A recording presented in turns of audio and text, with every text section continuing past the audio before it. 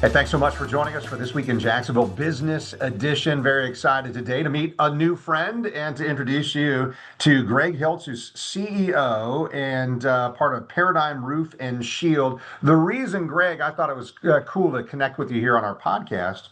So you're already an award-winning roofing company, but you're expanding in Jacksonville. Tell me about the company and why here in Northeast Florida. Yeah, so Paradigm Roof and Shield was founded in 2004, really went exclusive into roofing in 2009, and we've been there ever since. I joined the company in 2023 as the CEO and really had two main focuses for the team. Number one, enhance our roofing excellence. So we wanted to be technically roofing excellent operators. And then number two, have a maniacal focus on customer service, really delighting our customers. I think roofing as an industry does not have a sterling reputation, and it feels good to come in and be able to change that notion. And so things were going really well in Texas. We're Dallas-based originally, but had been looking to expand and test our brand out in another market. And the Jacksonville area just made perfect sense for a variety of reasons. Number one, it's a booming metropolis, right? Jacksonville has great growth prospects. It's been growing like crazy for a number of years now. And then more on an individual basis, I had not only worked in Jacksonville during my Navy times, but I helped launch Open Doors real estate operations in Jacksonville. And one of my colleagues there was looking for a job at the end of last year. And I said, you know what, I'm looking to move markets. You would be the perfect person to start and run our Jacksonville operation. And so it was kind of a match made in heaven, a city that I knew, a city that was growing, led by a manager that I love and trust. And so all those things kind of lined up perfectly for the company. And we officially launched in March of 2025. So tell me about, I guess, the industry when it comes to roofing. I mean, for me, a lot of that goes to, okay, there have been a lot of insurance claims because of storm damage and all of that, and insurance has gone up. So there are these other factors that many of us think of when we hear about roofing, but there's still a need, there's still a demand. Is there a greater demand here because of certain factors in Northeast Florida?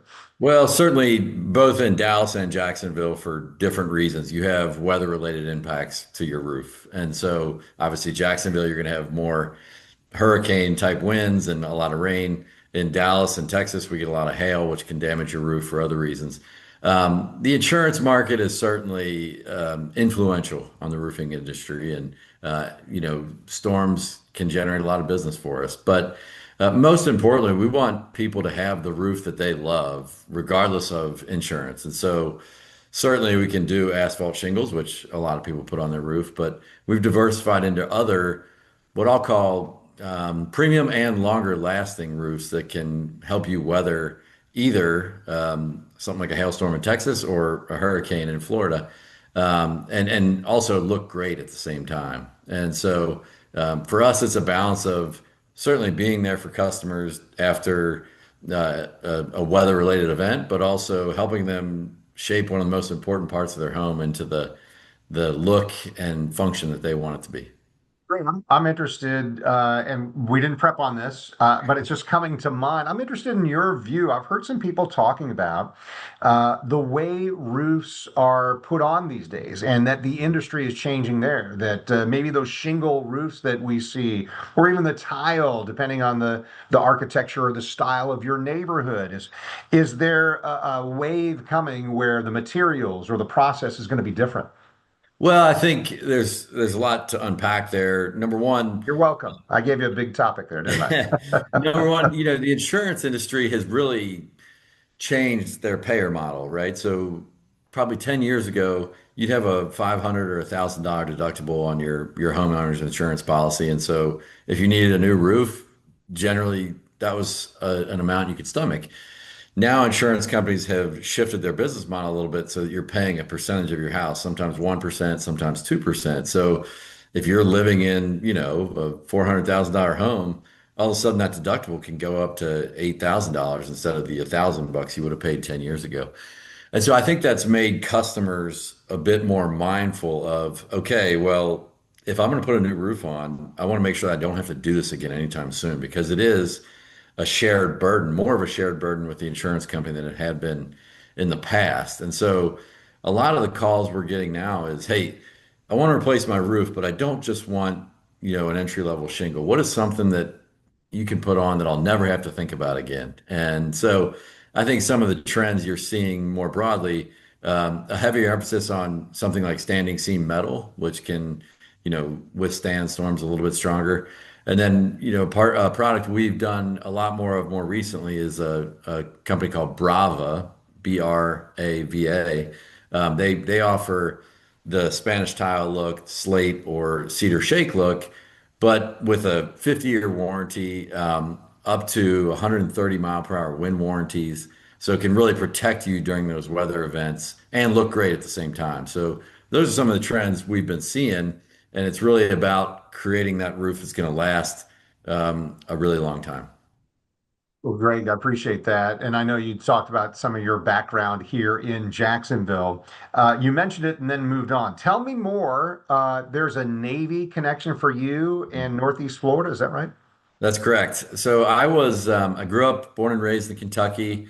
I attended college on a Navy RTC scholarship. So each summer we had to go out to active duty Navy ships and spend some time and get to learn what the life was like in the real Navy, I'll call it. And so first experiences of going with an active duty ship in the Navy out of Naval Station Mayport. So my first experience with Jacksonville, it was 20 years ago. Met some dear friends there, and then my college roommate was from Jacksonville, and then I had a number of roommates in the Navy that were from Jacksonville. So really fell in love with the city. I'd come down for the players tournament a couple times, and then when I was launching markets for Open Door, when Jacksonville became available, I said, not only do I want to start that market, I want to go and run it once it's up and running. And luckily, I was able to do that. I got married when I was living in Jacksonville. And so, really, some fond memories of the city and deep connections, both personally and militarily, to the Navy. And it's a city that will always be special to me. You coming back? Or you can come back? I'm Relocate? back. Who needs I'm Dallas back. or Texas or whatever, right? I'm back at least once a quarter, but yes, would love to be back in Jacksonville at some point, full time. Let me ask about how that Navy experience for you influences the company, because as I understand it, your company has kind of a focus. Part of your company's mission is hiring veterans.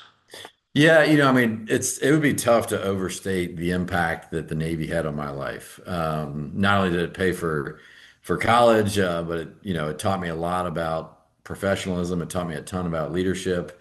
Really shaped me into the person that I am today, both professionally and as a husband and a father. Um, so had a great impact on me. When I was taking over Paradigm, my first hire was a former gunnery sergeant in the Marine Corps. And I bought the company from a former Navy veteran as well. And so now about 25% of our staff is ex-military. And really almost all of our charitable giving as a company is geared towards the military. We're sponsoring a suicide prevention event this weekend in Texas. We gave away a free roof to an organization just outside of Jacksonville called Soldiers Freedom Outdoors. So it's something near and dear to our heart. It's funny to me though. I talk about giving back to the military, but the military gives back to me every single day through that team and through the experiences that I've had. And so when I interview a veteran for a job, my eyes kind of light up because I know I'm generally getting someone with discipline and a great work ethic. And I personally don't know much about it, but maybe you could speak to it. I don't know, it's not your organization, but you just mentioned Soldiers Freedom Outdoors and donating a new roof to that commercial building on the property there. But tell me about that organization. And obviously, it speaks to what you just said is a passion as a company to be involved there and include veterans. Yeah, Soldiers Freedom Outdoor is an organization located just southwest of Jacksonville, near Keystone Heights. And really what they exist is a place for veterans to gather on retreats and spend quality time with one another. I think I just saw this yesterday with a veteran. I had a veteran come in to interview for a job, and they didn't have a resume prepared. They didn't have a LinkedIn page. They couldn't really sell themselves, and they didn't engage with the recruiter either. And these are things that I would probably take for granted now that I'm, 20 years into my civilian career. But when I was coming out of the Navy, I had no clue about those things. And so just being able to get those veterans around each other in a safe environment, away from distractions, not only can they talk about their professional life and personal lives, but a lot of them are hiding wounds that we can't see on a daily basis. And the number 22 suicides a day gets thrown around, and that's just a staggering number when you see it written down.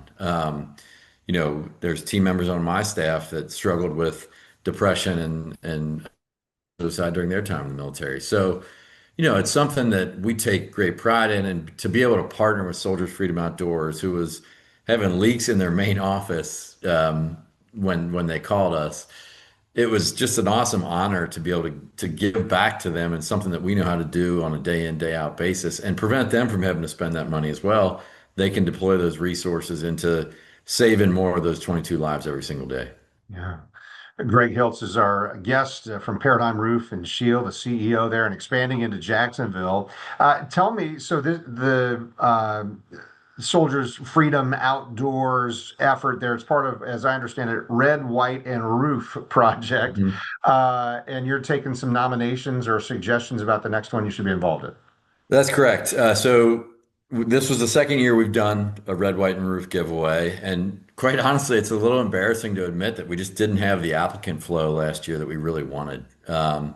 Both years that we've given away the roof, it's been more circumstantial that we heard about a veteran struggling and just took care of them. What we'd like to get to is that we have too many veterans applying for the roofs that we can pick the most deserving candidate, obviously, but hopefully find ways to help all the others that need help as well. And so, it's a way for us to use our trade in a manner that helps a community that's near and dear to a lot of our hearts. And to be able to do that for Soldiers Freedom Outdoors, the first year we did it here in Texas was for a man who was a veteran battling cancer and who had, quite frankly, been neglected by two separate roofing companies because his insurance wouldn't pay for it and he couldn't. That story kind of broke my heart. He called our company and said, "Hey, I can't afford a new roof. Can I give you $100 a month for like the next 10 years?" And I said, uh, "Sure, let's work something out. Let's get your job scheduled." And then we told him the day of the build that, hey, this roof was going to be on Kidding. us. And honestly, it's one of the coolest things I've ever done in my career in both cases.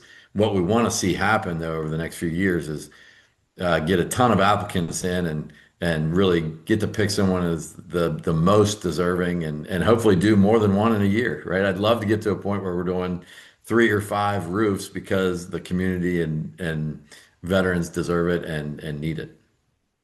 Greg, let's finish up here. When we first started talking about the business and your company and what's important to Paradigm Roof and Shield, you said customer service focus.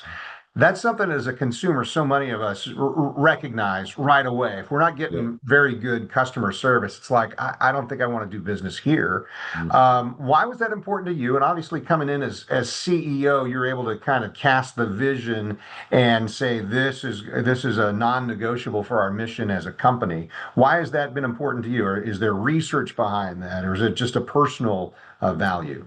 Yeah, I didn't do any deep research into customer service in the roofing industry. Number one, I just think it's good business.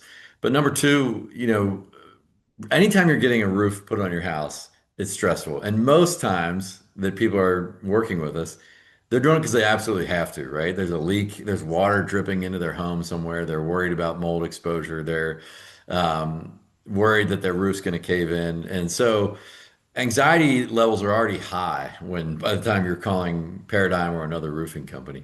And so what we like to do is give them some comfort knowing that, hey, we're going to take excellent care of your roof and you're going to know about the process every step of the way. And we're going to clean up after we leave. We're going to take great care of not only your roof, but your entire property. We're going to communicate the timeline to you. And then, I'd like to say that we're perfect on every roof we install, but sometimes leaks do happen. And so, what we like to do is immediately solve those for people, give them comfort knowing that if they call us, we'll be out quickly and solve their problems in real time so that they can focus on the areas of their life that they really want to focus on, their families, their friends, hobbies, and not have to think about the roof and what's going to happen to it. What's the investment financially that the company's making here in Northeast Florida, and what do you envision in terms of the return on that investment? Yeah, I mean, yeah, obviously we established a brand new office in Jacksonville. We're out in Neptune Beach. We've poured a lot of money into not only advertising but people and subcontractors in the area. I had to get personally licensed in Florida this year, so not only a financial investment but a big time investment as well. And my hope and dream is that the success we've had in Dallas is replicated in Jacksonville, and I'm perfectly confident that it will be because we've got a great team there and a team that folks will trust. I can assure people that if you meet my team in Jacksonville, you will want us on your roof, and that's something that just makes me happy as the CEO of the business because I know I got a team I can trust and it's going to do the right thing for our customer without even me getting involved, right? They know what I expect. They know what I think good looks like, and they know that we're willing to sacrifice profit to take care of our customers. Greg Hiltz, I appreciate it. CEO of Paradigm Roof and Shield. Thanks for using your company to help us understand the industry, the growth opportunities, and what's happening here in Northeast Florida and throughout the region. Thanks so much for your time. And to each of you who watched or listened today, thank you for joining us for This Week in Jacksonville Business Edition. Remember, wherever you get your podcasts, go ahead and like, subscribe, and follow. We'll see you again. New episodes come out every Thursday at 9 a.m.